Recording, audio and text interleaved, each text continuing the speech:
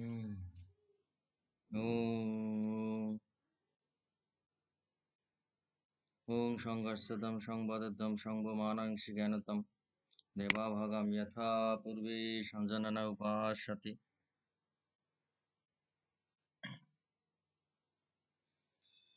সবাইকে নমস্কার। আপনারা সবাই ভালো আছেন? আমি আজকে একটি গুরুত্বপূর্ণ বিষয় নিয়ে আপনাদের সামনে হাজির হয়েছি, উপস্থিত হয়েছি। আপনারা মনোযোগ সহকারে শুনবেন এবং আমাদের সমাজে সমস্যা সমাধানে এটি হচ্ছে খুবই গুরুত্বপূর্ণ। আমরা এই সমস্যার সম্মুখীন আমি অনেকবার হয়েছি। তো আমি এই বিষয়ে একটি হচ্ছে ভিডিও আপনাদের সামনে উপস্থাপন করছি, যে আমাদের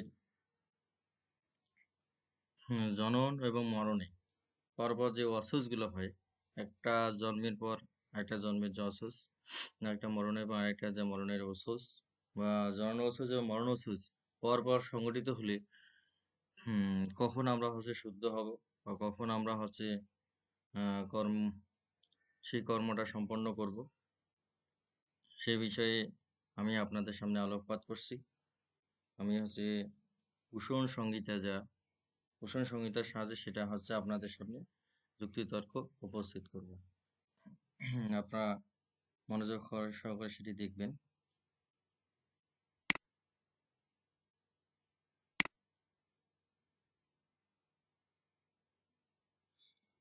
কুসুম সংহিতা ষষ্ঠ অধ্যায়, জনন ও মরণের অসুচের মধ্যে অসুচ হলে শুদ্ধি হওয়ার বিধান।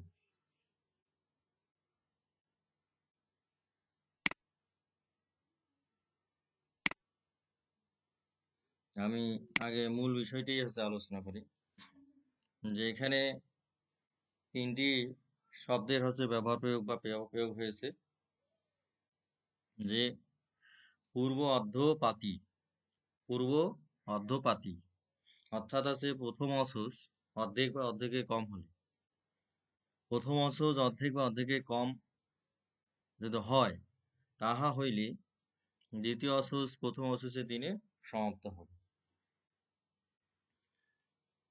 দ্বিতীয় অসুচ প্রথম অসুচের দিনে সমাপ্ত হবে। দেখা যাচ্ছে যে একজন কেউ মারা গেছে এবং সে মারা যাওয়ার পরে যে অসুচ যে পালনের যে বিধান রয়েছে, 10 দিন, 12 দিন, 1 মাস বা 16 দিন, যদি ক্ষত্রিয় হয়, ক্ষত্রিয়ের হচ্ছে 12 দিনের মধ্যে যদি 6 দিন অধিক, 6 দিনের কম হয় বা ষষ্ঠ দিন পর্যন্ত হয়, হুম ব্রাহ্মণের যে পঞ্চম দিন বা পঞ্চম দিনে কম হয়, তাহলে তার মধ্যে যদি অন্য কেউ মারা যায়, তাহলে ওই প্রথম অসুচের সাথেই, প্রথম ব্যক্তি যে অসুচ হয়েছে সেই অসুচের দিনই দ্বিতীয় অসুচটি পালন করা যাবে। শাস্ত্র সেই অভিমত দিয়েছে। সেজন্য প্রথম অসুচে অর্ধেক বা অর্ধেক কম হলে, তা হইলে দ্বিতীয় অসুচ প্রথম অসুচের দিনে সমাপ্ত হইবে। 2 নম্বর, আর পূর্ব অসুচ সে শেষ দিনে, দেখা যাচ্ছে সব অসুচের শেষ দিনে, মানে একজন ব্যক্তি মারা গিয়েছেন, তার ওই যেদিন হচ্ছে অসুচের শেষ দিন হবে, অথবা 12 দিনে, অথবা হচ্ছে 10ম দিনে, অথবা 16তম দিনে, অথবা 30তম দিনে, যদি হচ্ছে কেউ যদি মারা যায়, তাহলে কি হবে? শুধুমাত্র হচ্ছে 2 দিন বৃদ্ধি পাবে, শুধু 2 দিন বৃদ্ধি পেয়ে সম্পন্ন করা যাবে। শাস্ত্রে সেখানে বলছে যে প্রথম অসুচের শেষ দিনে দ্বিতীয় অসুচ শুরু হয়, তাহা হইলে প্রথম অসুচের সাথে 2 দিনে বৃদ্ধি করে সমাপ্ত হইবে। সে 2 দিন বৃদ্ধি করে সমাপ্ত হইবে। তারপর বলছেন 3 নম্বর, যে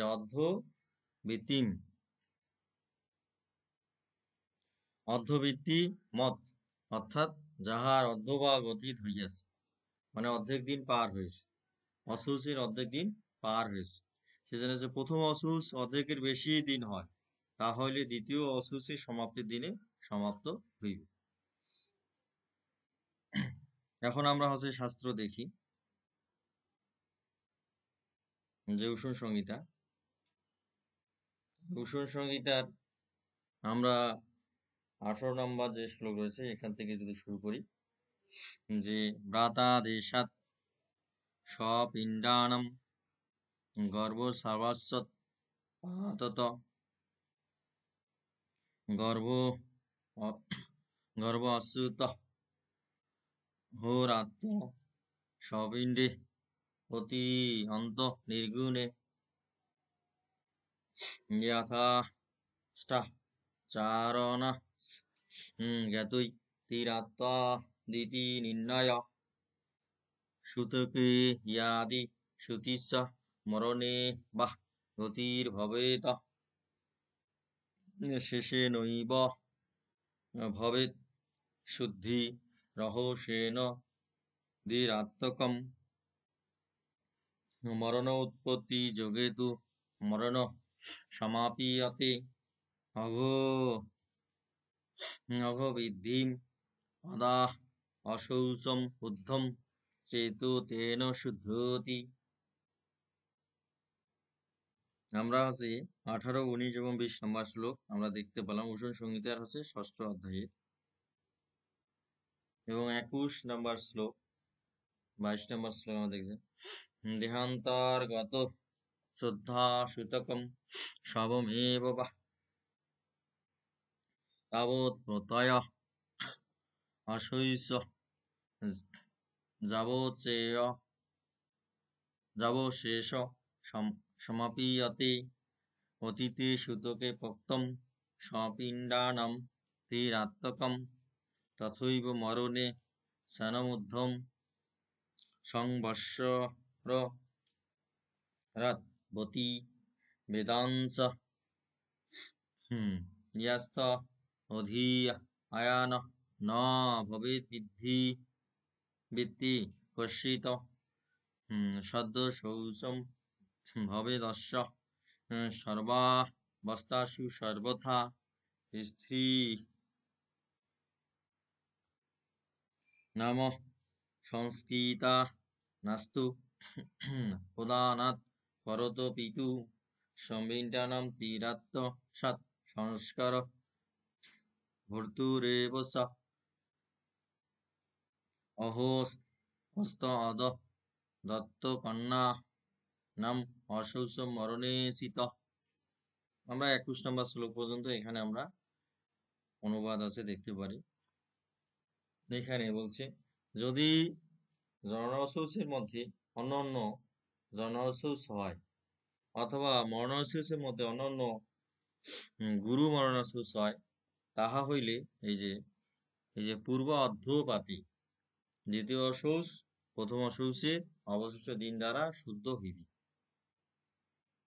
আর পূর্ব অশৌচ শেষ দিনে স্বজাতির পূর্ণ অশৌচ হইলে 2 দিন বৃদ্ধি হইবে।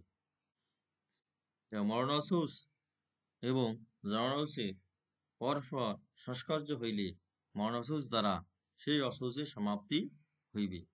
যে পাপ বৃদ্ধিজনক অর্থাৎ গুরু অশৌচ যদি স্বজাতীয় লঘু অশৌচের পরার্ধপাতই হয়, তাহা হইলে তার দ্বারা শেষ অশৌচ দ্বারা শুদ্ধি। এখানে মূলে যে অহোবিদ্ধিম অদা অশৌচম উদ্ধংসে তৎ তেন শুদ্ধতি, এই স্থলে অর্ধবৃত্তিম অদা অশৌচম ঊর্ধ্বম অধ্যেন শুদ্ধেতি।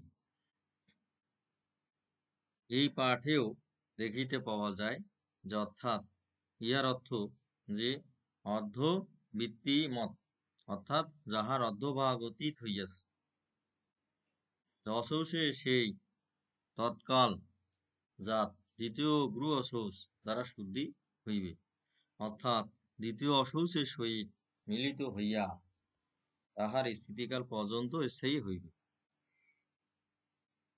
এখানে বলছি যে সম্পিণ্ড জননাসুস অপেক্ষা পুত্র জননাসুস গুরু, আর সপিণ্ড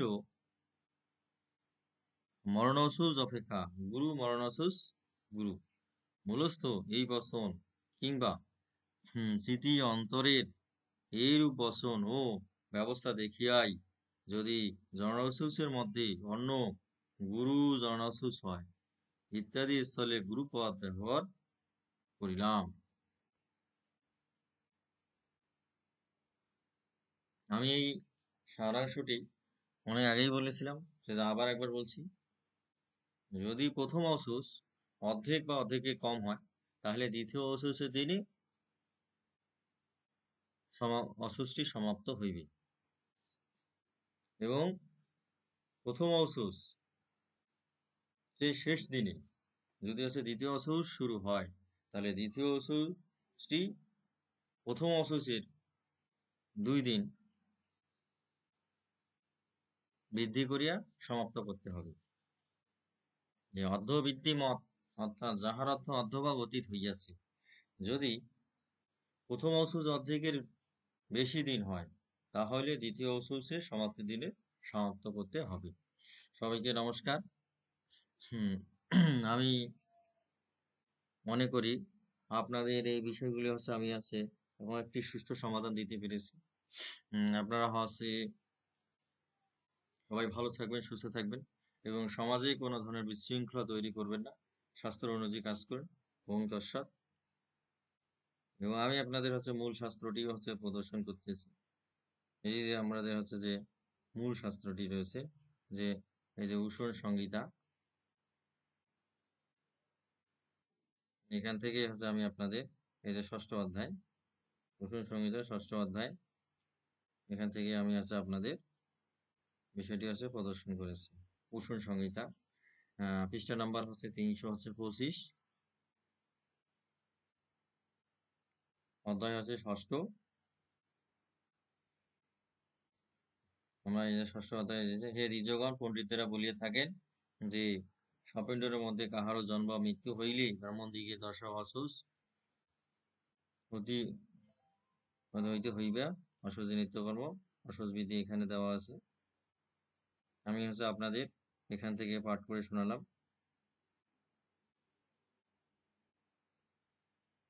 এই যে এখানে বলা আছে অসুস হইলে 2 দিন বৃদ্ধি হইবে।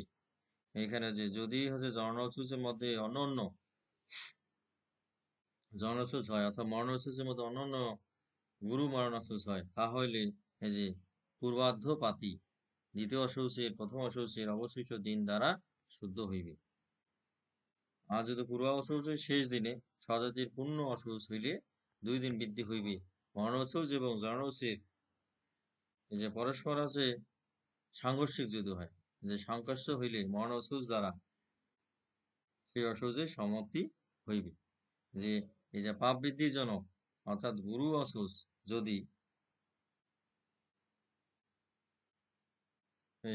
স্বজাতীয় লঘু অসুসের যে পরার্ধ পাতি হয় তাহা হইলে শেষ অসুস দ্বারা শুদ্ধি হইবে। যে এখানে লেখা রয়েছে যে মূলে আছে যে অহবিদ্ধিম অদা অশৌচম উদ্ধংসেত তেন শুদ্ধতি। এই স্থলে যে অর্ধবিদ্ধিম অদা অশৌচনম, এই যে অধ্যয়ন শুদ্ধতি এই বা দেখিতে পাওয়া যায়। ইহার অর্থ যে অর্ধবৃদ্ধি মত যাহার অর্ধভাগ অতীত হইয়াছে অথচ সেই তৎকাল যা দ্বিতীয় গুরু অসুস দ্বারা শুদ্ধি হইবে, অর্থাৎ দ্বিতীয় অসুসের সহিত মিলিত হইয়া তাহার স্থিতিকাল পর্যন্ত স্থায়ী হইবে। যে সম্পীর্ণ জননাসুস অপেক্ষা পুত্র জননাসুস গুরু, সপিণ্ড মরণাসুস অপেক্ষা গুরু মরণাসুস গুরু। মূলস্থ এই বচন কিংবা স্মৃতি অন্তরে এরূপ বচন ও ব্যবস্থা দেখিয়াই যদি জননাসুসের মধ্যে অন্য গুরু মরণাসুস হয় যে স্থলে গুরুপদ ব্যবহার করিলাম। এই যে দেহান্তর স্থিত ব্যক্তি জননাসুস বা মরণাসুস শ্রবণ করিলে যে পর্যন্ত সেই অসুস অবশ্য দিন পর্যন্ত সমাপ্ত হয় তাবৎ তাহার অসুস থাকিবে। মানে কেউ শুনতে পায়নি, যে কখন মারা গেছে অসুখ সে শুনতে পাবে, আবার যেদিন থেকে যে শুনবে সেদিন থেকে সে অসুখটা পালন করা শুরু করবে, আর যেদিন শেষ হবে সেদিনে শেষ করে ফেলবে। সবাইকে নমস্কার জানিয়ে এখানে শেষ করছি।